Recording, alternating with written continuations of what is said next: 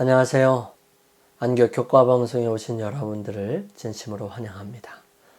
함께하고 있는 저는 포트리 교회를 섬기는 김현수입니다. 오늘은 셋째 날 영적 분별력을 가지고 함께 살펴보기를 원합니다. 무엇이 하나님의 뜻인지를 분명히 알 수 있다는 것은 참으로 큰 축복이 아닐 수 없습니다. 우리는 매일 하나님의 뜻을 어떻게 분별할까 고민되죠. 먼저 하나님께 당신의 뜻을 보여달라고 간구하십시오. 그리고 말씀과 예언의 신을 통해서 하나님의 뜻이 무엇인지를 살피고 하나님께서 원하시는 길을 선택하시기 바랍니다. 하지만 어느 것을 선택해도 하나님께서 원하시는 것 같으면 기도드리고 어느 것이든 선택할 수 있되 나의 이득이 되는 것보다는 그렇지 않은 것을 선택하는 것이 더 하나님께서 원하시는 편이 될 것입니다. 하나님께서는 우리를 잘 아셔서 우리가 어느 것을 선택하실지 아십니다. 그러므로 우리가 바른 길, 하나님께서 원하시는 길로 인도하시기 위해 간구할 그들을 위해서 미리 준비하시고 역사하셨다는 사실을 나중에 분명하게 보게 될 것입니다. 오늘 우리는 분명한 영적 분별력에 대한 바울의 모습과 생각들을 들여다보고 성경에서 분별력을 가진 몇 사람을 통해 살펴보기를 원합니다. 우리 기도드리고 시작합니다. 저희들을 사랑하시는 아버지 하나님, 주님의 은총이 저희들과 함께 하여 주셔서 오늘도 저희들에게 맡겨진 이 하루를 시작할 때 주님의 말씀으로 시작할 수 있도록 은혜로 허락하여 주셔서 감사합니다. 주님, 저희들의 모습이 주님을 점점 닮아가는 삶이 되게 도와주시옵소서. 시대는 혼란스럽고 마지막 때를 향하여 달려갈 때 재정적으로, 육체적으로, 정신적으로 힘들고 어려운 순간순간들이 우리의 삶의 저변에 있고 늘 위협한다 할지라도 주님 역사하셔서 저희들로 하여금 주님을 굳건하게 믿고 의지하며 주님의 말씀에 순종하는 삶을 살아갈 수 있도록 도와주시옵소서. 주님, 저희들의 삶에 늘 주님께서 함께 계시기를 원합니다. 그래서 주님을 닮아가기를 원해요. 또 주님을 따라가기를 원합니다. 주님의 말씀을 이해하기를 원하고 주님의 말씀 속에 감사와 기쁨이 넘치기를 원합니다. 저희들의 입술 속에 찬양이 있기를 원합니다. 주님, 그 모든 일들을 하기에 앞서 무엇이 주님의 뜻인지를 분명하게 깨닫기를 원합니다. 주님 함께하여 주셔서 저희들 주님의 말씀을 따라 살아갈 수 있도록 인도하시고 주의 거룩하신 능력을 힘입을 수 있도록 도와주시옵소서. 오늘도 주님 앞에 간절한 마음으로 기도드리는 수많은 기도들에 함께하여 주시고 주님께서 역사하셔서 그들로 하여금 주님을 온전하게 의지하고 따라갈 수 있는 기회로 만드셔서 그들로 하여금 주님을 발견하며 믿음으로 살아갈 수 있도록 인도하여 주옵소서. 주님, 시작하는 시간입니다. 마치는 시간까지 저희들과 함께 하옵시기를 예수님의 이름으로 기도드립니다. 아멘. 이번 주 함께 기억할 말씀은 빌립보서 1장 6절 말씀입니다. 너희 속에 착한 일을 시작하신 이가 그리스도 예수의 날까지 이루실 줄을 우리가 확신하노라.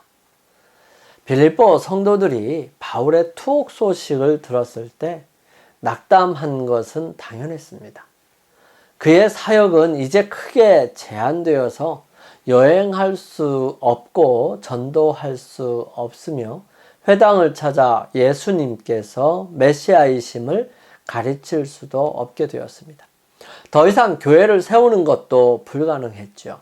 빌립보 성도들은 에바브로 디도를 보내 바울의 형편을 살피고 그를 격려하고 그의 육체적 필요를 돌보도록 했습니다. 빌립보서 1장 12절에서 18절을 함께 읽어보십시다. 형제들아, 내가 당한 일이 도리어 복음 전파에 진전이 될 줄을 너희가 알기를 원하노라. 이러므로 나의 매임이 그리스도 안에서 모든 시위대 안과 그 밖의 모든 사람에게 나타났으니 형제 중 다수가 나의 매임으로 말미암아 주 안에서 신뢰함으로 겁 없이 하나님의 말씀을 더욱 담대히 전하게 되었느니라. 어떤 이들은 투기와 분쟁으로, 어떤 이들은 착한 뜻으로 그리스도를 전파하나니 이들은 내가 복음을 변증하기 위하여 세우심을 받은 줄 알고 사랑으로 하나, 그들은 나의 매임에 괴로움을 더하게 할 줄로 생각하여 순수하지 못하게 다툼으로 그리스도를 전파하느니라. 그러면 무엇이냐? 거칠애로 하나, 참으로 하나, 무슨 방도로 하든지 전파되는 것은 그리스도니 이로써 나는 기뻐하고 또한 기뻐하리라. 바울은 자신의 투옥을 어떻게 보았어요? 복음 전파하는 데 있어서 진전되는 것으로 본 것입니다. 자신이 해야 하는 일, 자신을 통해서 할 수 있는 일들이 제한되자 그 일들을 누군가가 대신하는 모습들을 바라보면서 그것을 감사하게 생각했다는 것입니다. 주어진 상황에도 불구하고 그가 가졌던 태도에서 어떤 교훈을 얻을 수 있을까요? 우리는 상황을 있는 그대로 바라보기보다는 그 너머에 역사하시는 하나님의 역사하심을 바라보는 게 더 중요합니다. 그래서 우리의 삶을 통해서 하나님께서 어떻게 역사하시는지를 바라볼 줄 아는 것, 이것이 참다운 영적 분별력이지 않을까 합니다. 바울이 보낸 회신은 빌립보 신자들을 놀라게 했을 것입니다. 바울은 자신의 상황을 다른 시각으로 바라보았어요. 그의 영적 분별력은 자신의 투옥을 좋은 일로 볼 수 있게 했습니다.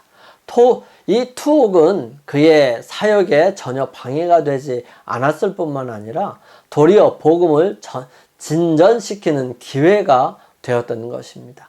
왜냐하면 그렇지 않으면 전혀 만날 수 없는 사람들을 만날 수 있기 때문이지요.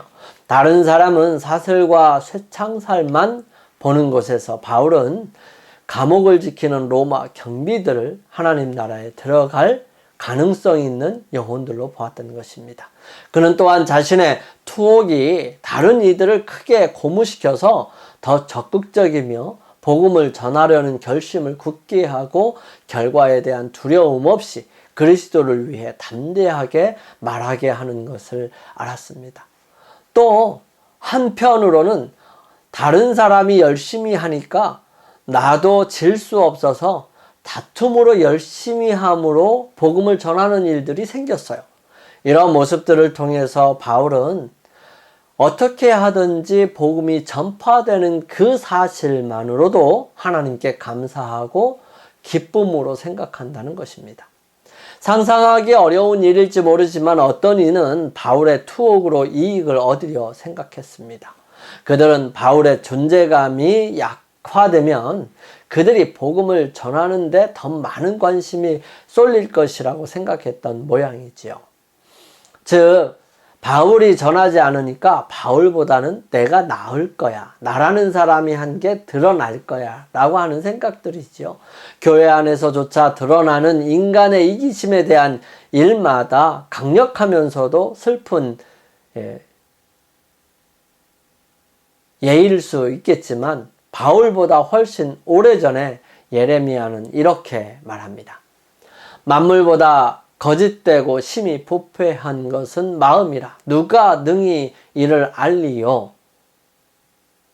이들과 달리 어떤 충실한 일꾼들은 다행히도 복음 전파에 더욱 열심을 냈던 것입니다. 그들은 바울을 너무나 사랑했기에 그가 믿음 때문에 겪는 고난을 보면서 그리스도를 더욱 신뢰하게 되었고요.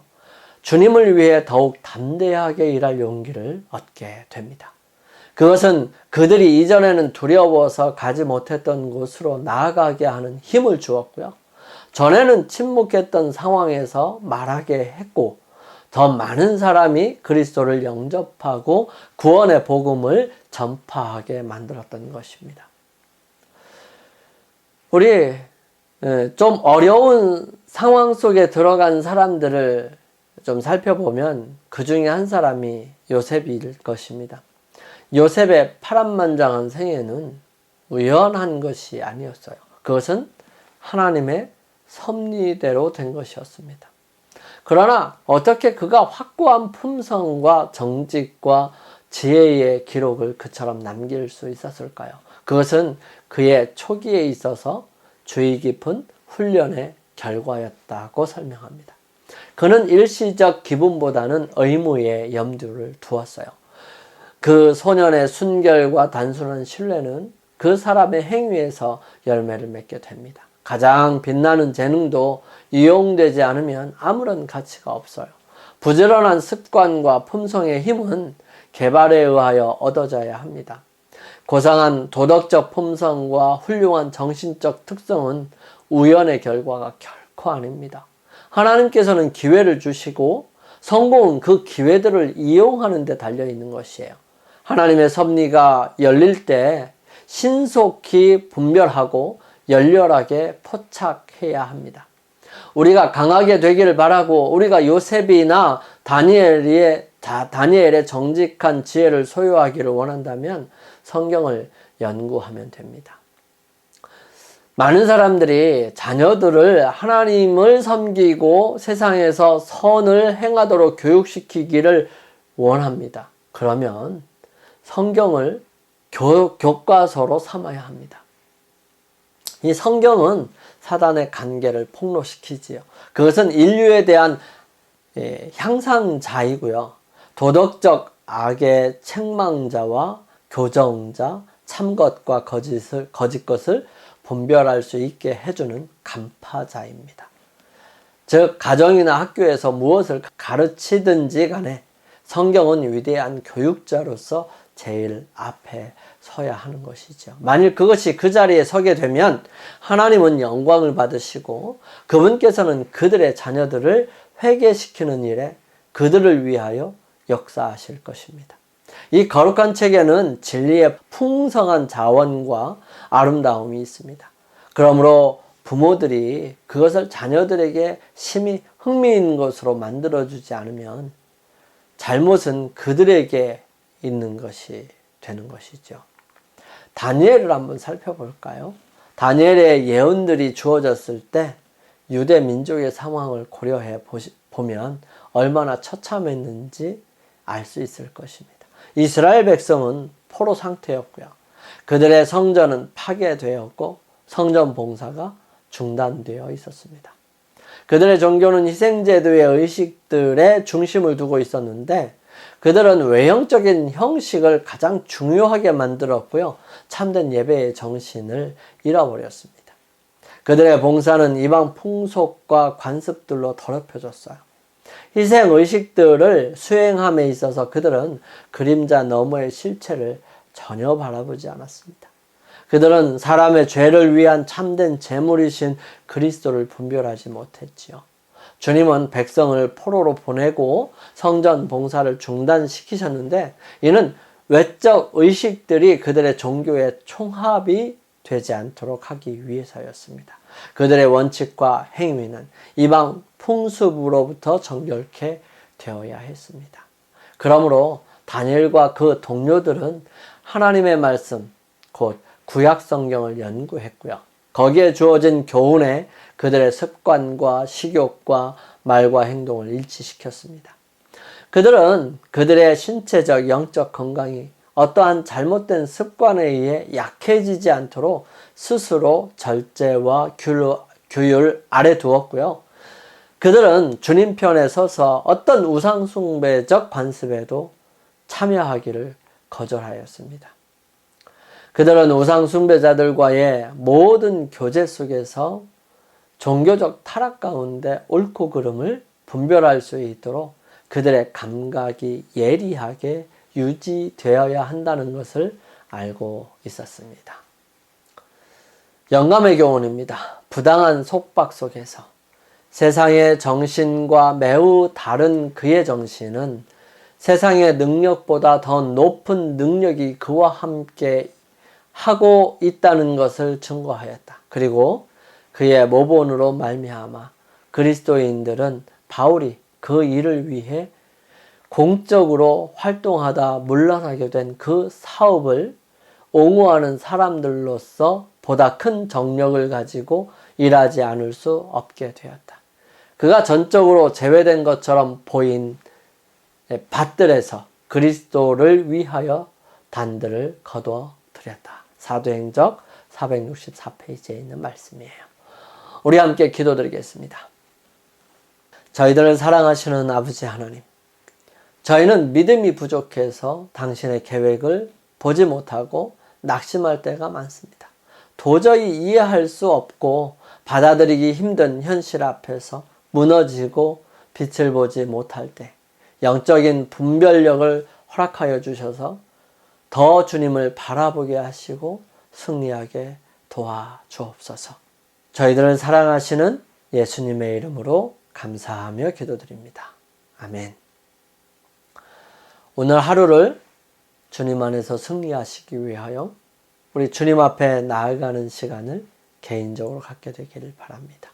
주님께 영적인 분별력을 달라고 기도하시고 그 기도가 어떻게 이루어지는지 확인하는 하루가 되기를 간절히 바랍니다. 저는 내일 아침 이 시간 다시 찾아뵙겠습니다. 감사합니다.